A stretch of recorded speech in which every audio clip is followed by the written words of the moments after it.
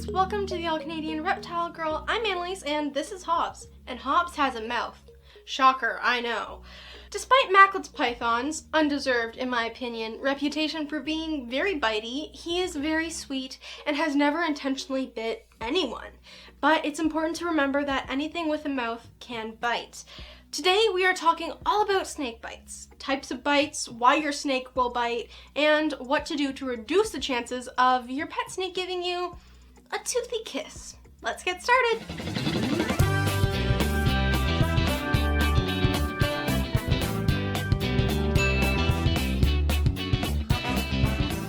So, before we get into the different types of bites and how to avoid them, let's take a look at what's going on inside of a snake's mouth. I'm not going to get into the ways that they can stretch to swallow prey or any of that. I did a two-part video on how that works. You can watch that here. But I am going to talk about what snakes' teeth do. Most snakes have 6 rows containing dozens of teeth. Hobbs here has about 150 altogether. In most snakes, they are distributed on 2 rows on either side of the bottom jaws and 2 rows on either side of the top jaws, and then 1 row on each of their pterygoid bones on the roof of their mouth. These bones are very mobile and help walk their prey deeper and deeper into the mouth when feeding. The teeth themselves are generally very thin, sharp, and backwards pointing. This helps keep things moving in one direction without arms or hands. Snakes' teeth are really the only thing that they have to be able to hold onto their prey until they can get their coils around it, that is, if those are constrictors. So it is very important that their teeth are very sharp and grabby. So I think that's enough setup. Let's get to the point, okay? Let's talk about types of bites and how to avoid them. I am leaving medically significant venomous snake bites out of this. I'm going to keep it about typical pet snakes. Not that you cannot have a venomous pet snake, but you really shouldn't without proper experience and training. And if you are on that level where you can safely keep hot snakes, you're probably not coming here to learn about snake bites. So there are 2.5 main reasons why your snake is going to bite. Did you see what I did there? I did 2, but I did like half because it's like half of half, you know? I see. The likelihood of one reason versus the other reason versus the half reason will depend on the type of snake you have and the individual temperament of that particular snake. So let's start with intentional bites. These would be bites you'd get from an aggressive snake, which is not really a thing. No snake wakes up in the morning saying, you know what? I really feel like biting a human today. If a snake chooses to bite you, it is doing it from a defensive mindset, not an aggressive one. Defensive bites occur because they are afraid. That's why they're defensive. They don't feel like they can run away, and biting is kind of a last resort to scare you off. Most snakes are no match for a human, and they know this, which is why a snake is more likely to run than fight when threatened. In our homes, with a snake in their enclosure, there's not a lot of places that they can go. So bites might be a bit of a more go-to move for a stressed out pet snake. Defensive bites are typically a quick strike and then a retreat type bite. Those are also known as tags. They tag you, just so you know. They're probably not trying to hold on. They just want to startle you, hurt you a bit, and hope that you go away. Get here, monkey! Get here, monkey! So how do you avoid a defensive bite? Well, a surefire way is just to never handle your snake. That's no fun. So here's a few things that can help. 1, read their body language. Snakes have a lot to tell you if you know how to listen or open your eyes and pay attention. Some species make it really easy to know that they are upset. Hognose snakes, for example, will hood up and flatten their bodies and hiss really loudly. Bull snakes are also known for their extraordinary hiss. Boas can growl, which is kind of scary, but also really cool to me, not gonna lie. And many snakes will tail buzz, rapidly shaking their tail in the dirt, leaves, whatever, making a super loud buzz. It's kind of adorable, but also they're trying to be very scary. Many snakes will give you attention-getting, audible signals warning you that things are about to get serious. Not all snakes are going to be that considerate though, so you still need to visually assess what's going on too. Things to watch out for are flattening out to appear bigger or change the look of their head. For example, a colubrid flattening out their head to kind of adapt a triangular shape of a venomous viper's head. Body position. Coiled snakes raising up their heads and their neck curved in an S shape. That's what I'm talking about here. Again, they are trying to make themselves look bigger and kind of loading up to strike. Boas just naturally like to sit in this S pose, which can make it a bit tricky to read them, so you kind of need to watch for the rest of what's going on to get a sense of an imminent bite. What are they looking at, and how are they looking at it? Are they locking onto you and are tracking your movements? That's a clue. And exploring snake is unlikely to bite, but one that is watching you intently might be wondering how you taste, or if you're wondering how it tastes. Tongue flicks that are really long and slow are an indicator that they are unsure and are trying to get much more info via smell. Slowly flicking their tongue up and over their head is another big red flag, or purple flag, or pink flag, or black and red flag. It depends on whatever color your snake's tongue is. More subtle clues would be repositioning of the tail. Some snakes will kind of brace their tail under them or against something solid to kind of give them something to push off of. Being tense is another kind of tricky one to watch for, but over time, as you get to know your snake, you will be able to tell if they are relaxed or nervous without any obvious displays, just by watching the tension in their body. So, what do you do when your snake is displaying this kind of behavior? Well, it depends.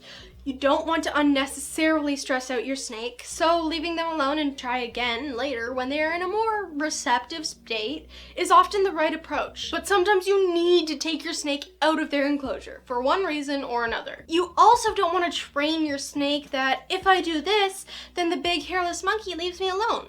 So you will need techniques to overcome this behavior and condition your snakes so that they don't need to fear you. First off, when handling any snake in any situation, calm, slow, and steady movements are the way to go. Quick movements might trigger a defensive strike, even when your snake might seem calm. This is actually something I am working on, mostly when I'm filming or presenting. You might notice that my French Canadian starts to show and I speak with my hands. Sometimes those hands are holding a snake, and they kind of go for a little ride. I try to be mindful of this, and my snakes are very well socialized and don't seem to get upset by it, which I'm very thankful for. But it is something to keep an eye on. Just keep your emotions measured and confident when approaching your snake for handling, and you'll have a much easier time. Tap training is very effective and an easy technique. This is also great as a training tool to differentiate feeding time versus handling time. I'll get to that in a minute. What you do is you take your snake hook. I should probably have one of those. Oh, thank you.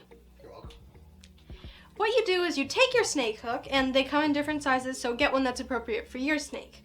This is okay for a corn snake, but isn't going to support a big retic or a boa or even really hobs. Your hook allows you to touch your snake, but keep your soft, fleshy hands away. The hook is small, doesn't really have a heat signature or much of a scent.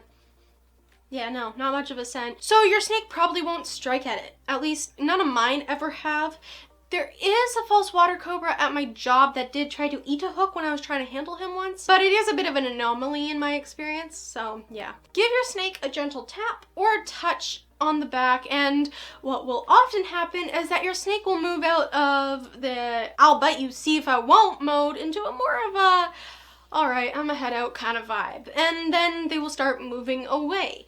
And then you can proceed to reach in and confidently grasp your snake away from the head, using the hook as a tool to manage the bitey end if needed. You could also try working the hook underneath your snake and lift them out, but I prefer to use my hands. It gives me better control. Or at the very least, what I like to do, it's called tailing, which is where you use the hook to control the head, but you're holding the tail of the snake.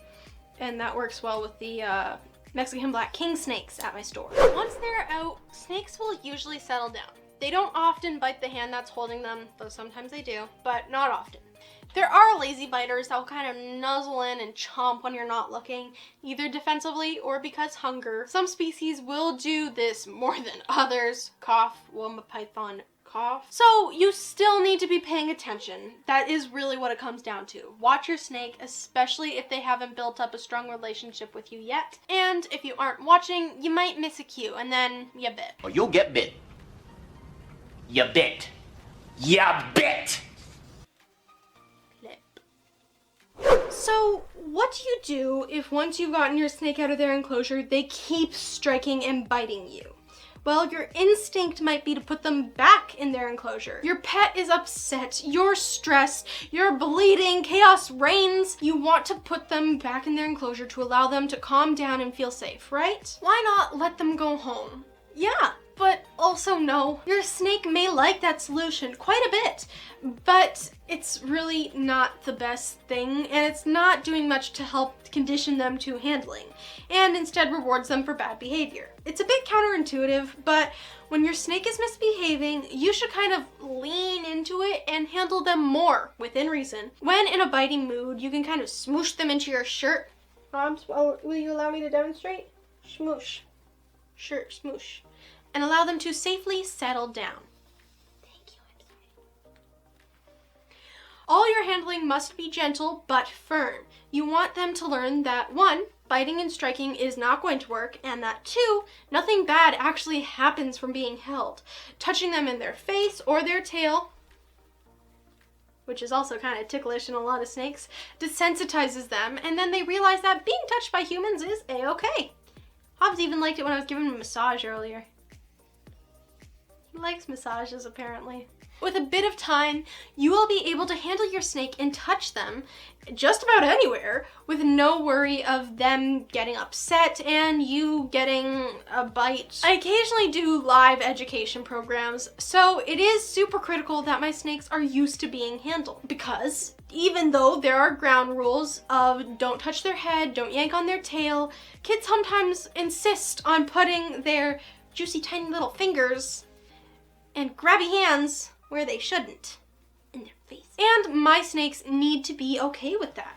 There are a couple of things that you can do to reduce the likelihood of a defensive bite. Consistency is key. Regular interaction builds familiarity and comfort. Hobbs is handled almost every day, and it's usually his choice to come out. Some very recent studies showed that snakes kept in enriching homes exhibit more resilience and adaptability. Basically, an enriched snake is more equipped to handle new situations with less stress. You can have a minimalist enclosure and still provide lots of required enrichment outside of their enclosure too, but you need to get them out to do it.